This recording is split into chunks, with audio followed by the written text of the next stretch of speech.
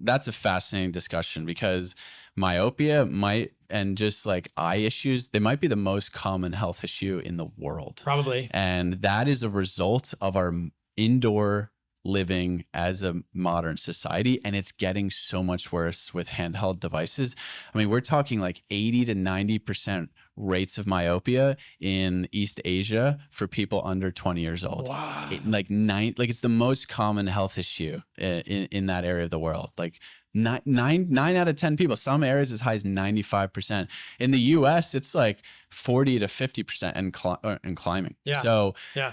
And why is that? Because in Asia, they had this drastic increase actually like 30, 40 years ago. And it coincides with, TVs and just indoor living, like what brought us indoors. And that's, technology and, the field of vision. Like it's pretty much agreed upon to anyone who is not like super centralized and maybe open-minded that indoor living is going to cause, myopia to some degree. So I would say what you're doing is amazing, and spending more time outside and, looking in long distances. And that's what they tell you to do when you have that. But it's hard because if you need them to see, I think glasses are a better solution. But what I would say in the morning or whenever you're getting that first sunlight, like try and spend as much time without the glasses, without the contacts. Like if you're not doing something very specific, like if you can just go for a walk without them, then do it. And if you can't, then go for a walk and take a 5-minute break where you're not moving and take them off, and then try and build up. There's a amazing book. I haven't read it fully, but I interviewed and read some of his other books by Dr. Jacob Lieberman. It's called Take Your Glasses Off and See. And he's big on this light stuff. And he's talked about it for like 30, 40 years. And yeah, he tried to like just get people outside, full spectrum lighting, and then slowly reduce their prescription to something where you only need it for very specific things. I've always thought it's interesting when I travel in Central America, there's a lot less myopia. Like the warmer climates have less myopia because people can go outside more. I think it's more so because they're less developed and they're mostly working like outdoors and not in tech jobs, not in screens, inside. They're just outside. Nobody has glasses in Costa Rica. Nobody has contacts. Yeah. No one.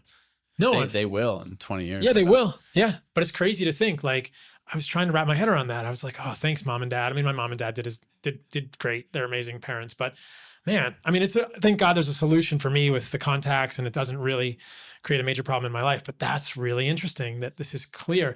Just going back to one thing before we move off the eyes, this age-related macular degeneration, we mentioned it earlier in connection with blue light.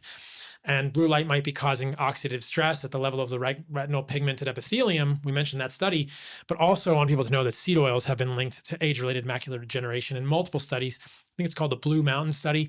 So I think that the combination, just like it's very parallel, right? It's skin cancer, age-related macular degeneration.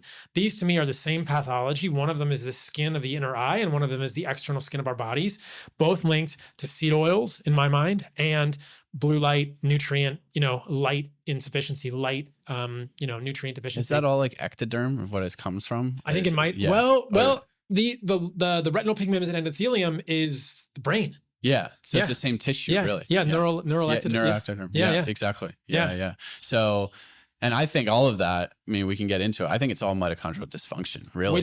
And what is the retina and the eyes, and what is oxidative stress, really, right? So mitochondrial dysfunction underlies all of this. And I want to get to deuterium and seed oils at the mitochondria later in this podcast. But I think that the reason that seed oils are harmful for humans is because they're causing mitochondrial dysfunction. I'll just say briefly, and then I want to get into flicker and devices that we know that excess linoleic acid accumulates in the mitochondrial membranes. It causes proton leak across the inner mitochondrial membrane, which loses which causes less ATP to be made in the electron transport chain.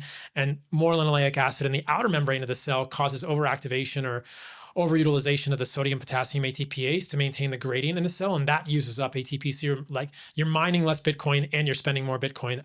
I don't care if you guys are into Bitcoin, guys. I just think it's a fascinating thing. It's an analogy that I use a lot. So I apologize if you guys are not familiar with Bitcoin. But that to me is interesting. So I think that's one of the ways that excess linoleic acid from seed oils causes that problem. Potentially they're high in deuterium. We'll talk about that as well. But yeah, there's a lot of parallels there between the light and the seed oils causing problems with our macula, the retinal pigmented epithelium of our eyes, and our skin. It's all connected. And seed oils are definitely a part of all this. Yeah. And I think... And skin cancer. Yeah.